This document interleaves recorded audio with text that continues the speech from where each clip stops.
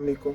इस वीडियो में हम आपको यूसेट के बारे में तमाम अपडेट्स देंगे, उसके बेनिफिट्स, उसका इंट्रोडक्शन, उसके बेनिफिट्स, उसकी टेस्ट स्ट्रीम, कौन-कौन इसके लिए इस टेस्ट के लिए एलिजिबल है, वो तमाम की तमाम डिटेल्स जो एक स्टूडेंट को इस टेस्ट के बारे में जाननी चाहिए, वो हम इस वीडियो में आप लोगों को प्रोवाइड करेंगे। जैसे कि हमने अपने व्हाट्सएप चैनल में पूछा था, पोल करवाया था, तो स्टूडेंट्स ने कहा था कि आप इसके बारे में हमें डिटेल्स फ्राहम करें। सबसे पहले हम इसके इंट्रोडक्शन की तरफ चलते हैं। वीडियो थोड़ी सी लेंथी है तो काइंडली स्किप मत कीजिए, क्योंकि जो है आप स्किप करते हैं तो वो जो हमने बात बताई होती है वीडियो के अंदर वो ही दोबारा आप लोग कमेंट में पूछ रहे होते हैं। ठीक है, तो काइंडली थोड़ी सी लेंथी है लेकिन आप लोगों के बहुत काम की ये वीडियो है। ठीक है, तो ये वीडियो का इंट्रोडक्शन ये है कि ये जो यू सेट है ये अंडर ग्रेजुएट प्रोग्राम्स में एडमिशन लेने के लिए दिया जाता है। इसके अलावा ये हमारी HEC लेती है, यानी कि हायर एजुकेशन कमीशन। ओके, उसके बाद ये साल में 4 दफ़ा होता है, कभी कभार 4 दफ़ा से ज़्यादा भी होता है। यानी कि साल के स्टार्ट में ही हमारी हायर एजुकेशन कमीशन जो है वो इसका पूरे साल का जो भी इसका मतलब कि टेस्ट किस कब होगा, रिजल्ट कब आएगा, तमाम की तमाम डिटेल्स वो इसमें शेयर कर देते हैं। ठीक है, और जैसा कि यूसेट के जो इंट्रोडक्शन में ये भी आप लोगों को बताना लाजमी है कि इसका पाकिस्तान में भी और पाकिस्तान से बाहर भी बहुत ज़्यादा बेनिफिट्स हैं। यानी कि अगर आप लोग इसे यूसेट को देते हैं तो ये आप लोगों का, अगर आप लोगों ने साल में एक दफ़ा दिया है, 4 दफ़ा होता है लेकिन आप लोगों ने एक दफ़ा दिया, तो पूरे साल के लिए वो आप लोगों का रिजल्ट या जो भी आपने स्कोर्स हासिल किए होते हैं वो बाहर के मुल्कों के लिए भी और पाकिस्तान की यूनिवर्सिटीज़ के लिए भी इनफ होते हैं। तो इसके अलावा अगर आप लोगों ने किसी भी पाकिस्तान की यूनिवर्सिटी में एडमिशन लेना हो, बहुत सारी यूनिवर्सिटीज़ ऐसी हैं जो HEC के यूसेट के अकॉर्डिंग ही, यानी कि आपको हर यूनिवर्सिटी का टेस्ट देने की ज़रूरत नहीं है। बहुत सारी यूनिवर्सिटी यूसेट के स्कोर्स के अकॉर्डिंग ही आप लोगों को जो है वो मुहैया आपका जो वहाँ पे मेरिट भी बन जाता है। ठीक है, इसी के स्कोर के अंडर, और इसी के अंडर ही आप लोगों का जो है जो मेरिट लिस्ट बनती है उसमें नेम वगैरह भी इसी के अकॉर्डिंग आ जाता है। यानी कि आपको यूनिवर्सिटीज़ के टेस्ट देने की ज़रूरत नहीं पड़ती। अगर आपने यूसेट का दिया हुआ है, साल में जब भी किसी भी यूनिवर्सिटी का एडमिशन ओपन हो जिसमें यूसेट एप्लीकेबल है, ठीक है, एक्सेप्टेबल है, तो आप लोग वहाँ पे अप्लाई कर सकते हैं और आप लोग का मेरिट लिस्ट में नाम आ जाएगा। यानी यही समझ लीजिए कि हायर एजुकेशन कमीशन ये यूसेट लेता है। ठीक है, जैसे यूनिवर्सिटीज़ अपने एडमिशन्स के लिए अपना यूनिवर्सिटी का उन्होंने टेस्ट रखा होता है। ठीक है, लेकिन हर यूनिवर्सिटी का अपना होता है, लेकिन यूसेट ये है कि किसी भी यूनिवर्सिटी में आप ले सकते हैं जिसके लिए ये एक्सेप्टेबल है। आगे हम अगर यूसेट की बेनिफिट्स की बात करें तो इसके अगर बेनिफिट्स हम गिनवाने लग पड़े ना, तो इसकी बहुत बड़ी जो है रेंज है। पीछे जो वॉइसेस है काइंडली उससे थोड़ा सा अवॉइड कर लीजिए। इसमें सबसे बड़ा बेनिफिट यही है कि आप लोगों को सिर्फ एक टेस्ट यही देना पड़ता है। किसी भी पाकिस्तान की यूनिवर्सिटी में एडमिशन के लिए आप लोगों को यूसेट ही देना पड़ेगा। उसके अलावा दूसरा बेनिफिट ये है कि पूरे साल में आप लोगों को पता है हंगरी में, इटली में, उसके अलावा बहुत सारे ममालिक में जो है, जर्मनी में, बहुत सारे ममालिक में HEC के थ्रू जो है वो स्कॉलरशिप डिफरेंट्स आती रहती हैं। ठीक है, फॉर एग्जाम्पल आप लोग लगा लीजिए कि जैसा कि दो गवर्नमेंट्स का आपस में बना होता है। ठीक है, गवर्नमेंट लेवल के ऊपर बातचीत तय होती है। ठीक है, उधर ही फिर वो दूसरी बाहर के ममालिक हमारे स्टूडेंट्स के लिए स्कॉलरशिप्स देते हैं कि आप लोग इतने स्टूडेंट्स के लिए स्कॉलरशिप्स हैं, तो आप लोग उसमें भी यूसेट के जरिए बहुत सारी बाहर की यूनिवर्सिटीज़ में भी अप्लाई करने के लिए अहल हो जाते हैं। यानी कि HEC में जो भी स्कॉलरशिप आएगी ना, आप इंशाल्लाह उसके लिए अहल हो जाएंगे। बाहर की यूनिवर्सिटीज़, कुछ यूनिवर्सिटीज़ ने ये जो यूसेट रखा होता है, अदरवाइज स्टूडेंट अगर यूसेट कंप्लीट ना कर पाए तो इसका ये सबसे बड़ा मसला होता है कि जब स्कॉलरशिप आती है फिर स्टूडेंट ने यूसेट नहीं दिया होता, फिर यूसेट के 4 महीने के लिए वेट करना पड़ता है। उतनी देर तक आप लोगों की जो डेडलाइन है वो स्टूडेंट्स गुजर चुकी होती है स्कॉलरशिप में अप्लाई करने के लिए। स्टडी इन अब्रोड करनी हो या पाकिस्तान में, आप लोगों का बहुत ज़बरदस्त है कि आप लोग यूसेट दे के अच्छे से प्रिपेयर करके आप लोग यूसेट दीजिए।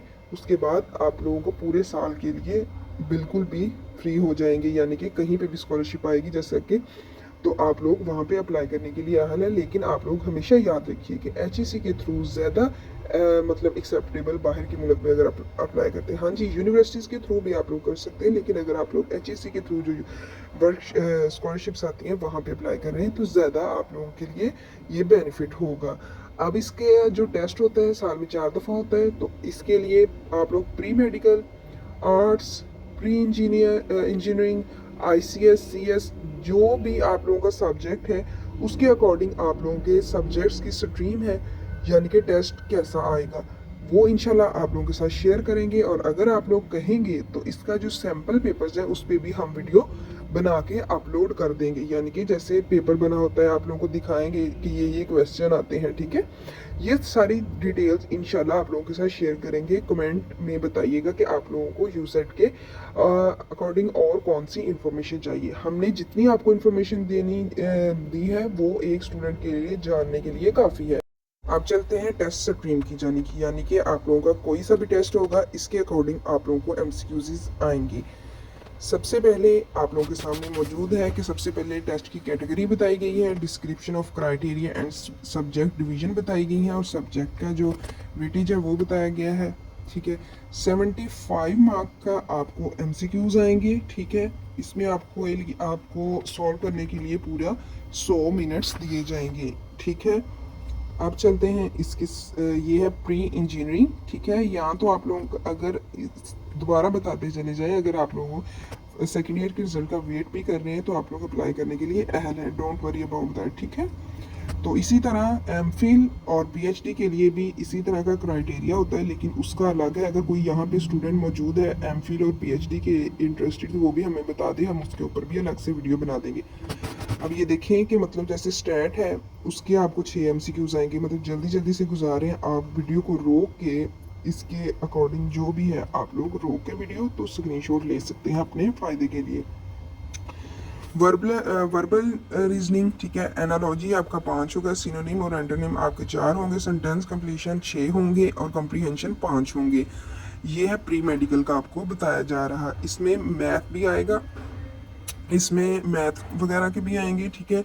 और उसके बाद इक्वेशन होगी, स्टैट होगी, ठीक है, अलजबरा वगैरह जो भी है, ये ज्योमेट्री वगैरह उन्होंने बताया है। जैसे फॉर एग्जांपल ज्योमेट्री में से उन्होंने बताया है कि 3 MCQs आएंगे, इक्वेशन के 3 आएंगे और स्टैट में से भी आप लोगों को जो MCQs हैं वो 3 दिए जाएंगे।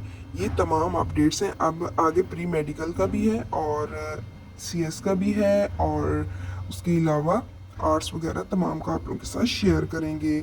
आगे सिनारियो बेस्ड और जो मेंटल मैथ होता है उसके में से 6 आएंगे, फिजिक्स, केमिस्ट्री और बायो में से भी प्री मेडिकल के स्टूडेंट्स को जो है वो MCQs आएंगे, ठीक है।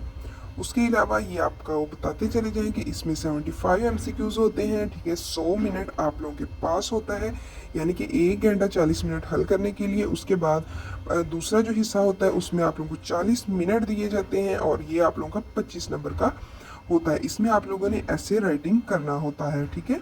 चाहे वो आप उर्दू में कर लीजिए, ऐसे लिख लीजिए, या फिर इंग्लिश में लिख लीजिए, वो आप लोगों पे खुद डिपेंड करता है।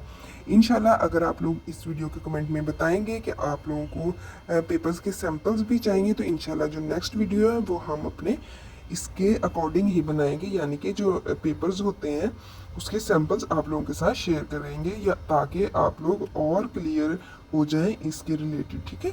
और इसमें जो लास्ट डेट है अप्लाई करने की 9 सितंबर है और टेस्ट आप लोगों का स्टूडेंट्स होगा 28 सितंबर 2025 को, ठीक है। और आप लोगों को पता है दिसंबर से लेके मार्च तक बहुत ज़्यादा स्कॉलरशिप्स आती हैं अब्रोड की भी, ठीक है। और वैसे भी कुछ यूनिवर्सिटीज़ में भी एडमिशन्स ओपन होते हैं पाकिस्तान की भी।